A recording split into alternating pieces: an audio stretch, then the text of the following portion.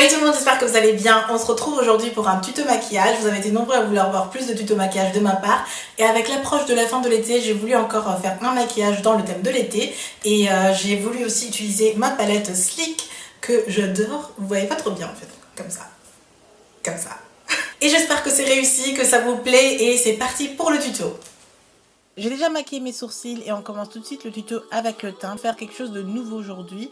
Donc je commence par cacher quelques taches d'hyperpigmentation à l'aide d'un correcteur que j'aime pas trop parce qu'il laisse ma peau un peu grisâtre. Donc j'estompe au mieux avec une éponge sous forme de pad. Je vais ensuite appliquer mon anti-cerne que je vais appliquer en dessous de mes yeux et que je vais aussi très bien estomper à l'aide d'un pinceau. Ce pinceau de Zoeva est vraiment génial. Il estompe vraiment bien. Et j'utilise aussi cet anti-cerne sur le centre de mon visage pour l'illuminer. Donc sur mon front, sur mon nez et un peu sur mon menton.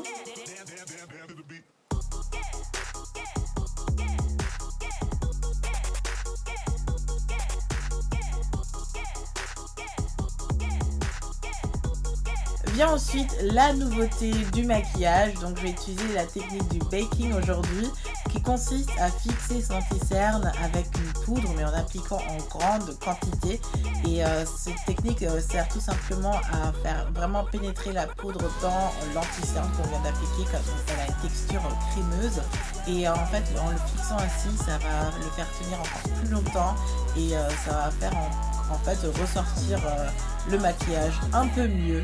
Donc on teste aujourd'hui et moi j'aime beaucoup en fait depuis cet essai, j'arrête pas de le faire, je ressemble un peu à un fantôme mais on enchaîne, on assume le baking, on laisse poser et j'applique le fard doré sur le coin interne de ma paupière, j'avance un tout petit peu vers le milieu tout en continuant à tapoter la matière sur ma paupière, c'est vraiment pigmenté. Ce que je fais aussi c'est que je tourne le pinceau pour continuer à utiliser le même. Et en le tournant, j'applique la deuxième couleur qui est la couleur un peu plus orangée. Malheureusement, il n'y a pas de nom de fard à paupières, donc je dis simplement les couleurs. Je pense que ça va vous aider aussi.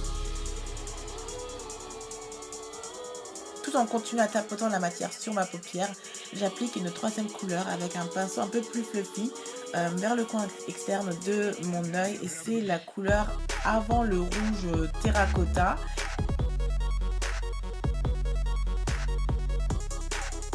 Le premier pinceau va encore me servir pour maquiller le dessous de mon œil pour apporter un peu de couleur et pour ne pas uniquement maquiller le haut. J'applique le pinceau fluffy, enfin mon deuxième pinceau pour la partie un peu rouge brique pour continuer à apporter les mêmes couleurs en dessous de mes yeux et j'intensifie la couleur tout simplement par petites doses. Avec un pinceau fluffy propre, j'utilise avec un peu de fond de teint ou de poudre de teint. Je nettoie le maquillage autour de mon œil et on passe à l'eyeliner. C'est vraiment la partie que je préfère parce que ça demande beaucoup de précision et d'attention. Enfin bref, ça me repose et j'adore faire ça.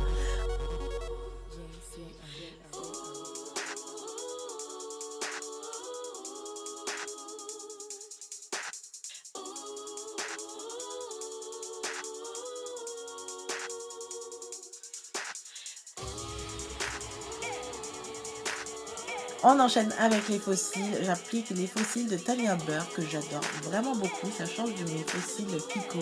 Et si vous voulez, j'ai un tuto en ligne comment poser ces faux cils. Il est temps maintenant d'effacer tout cet excès de poudre avec un pinceau poudre. J'efface le tout et j'applique un peu de poudre normale pour unifier ensuite mon teint. Et petit à petit, je retrouve mon visage habituel, mais un peu plus poudré que d'habitude. Un peu de mascara comme d'habitude, rien de nouveau. Un tout petit peu de contouring foncé pour apporter un peu de dimension à ce visage qui, d'après moi, avec toute cette poudre, a quand même besoin un peu de définition. J'applique encore un peu de blush de manière très subtile parce qu'avec le maquillage des yeux, j'ai pas envie d'apporter encore plus de couleur à mon visage. Et on passe aux lèvres où je trace le contour de mes lèvres avec un crayon marron. Et j'applique un gloss nude pour maquiller mes lèvres mais sans trop en faire. Je poudre ensuite le contour de mes lèvres pour effacer toutes sortes de démarcations et je pense en avoir fini.